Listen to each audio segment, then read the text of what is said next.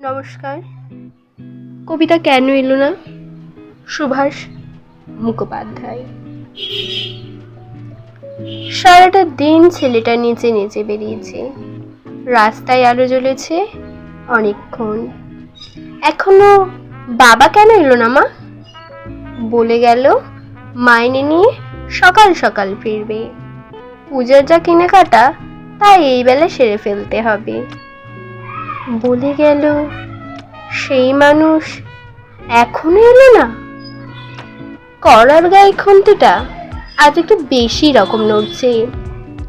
Fan গালতে গিয়ে পাটা পুড়ে গেল। জানলার দিকে মুখ করে ছেলেটা বই নিয়ে বসলো মাদুরে। সামনে ইতিহাসের পাতা খোলা, ঘড়িতে টিক টিক শব্দ, কলে জল পড়ছে। ওবারের পাঁচিলটা থেকে লাফিয়ে নামলো একটা গোফলা বিড়াল। বাপের আদরে মাথা খাওয়া ছেলের মতো ইজি বিজে অক্ষরগুলো এক গুঁয়ে অবাধ্য। যতক্ষণ পুজোর জামা কেনা না হচ্ছে পড়বে না। এখনো বাবা কেন এলো না মা? রান্না কোন কালে শেষ, গা ধোয়াও সারা। মা এখন গুনতে বসে কেবলই ঘর ভুল করছে। খুট করে একটা শব্দ, ছিটকিনি খোলার। কে? মা, আমি খোকা।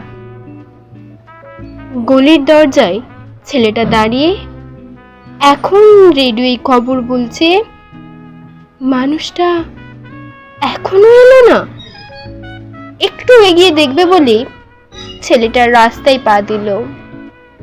মোড়ে ভিড়, একটা কালো গাড়ি আর খুব বাজি ফুটছে। কিসের পুজো আজ? ছেলেটা দেখে আসতে গেল।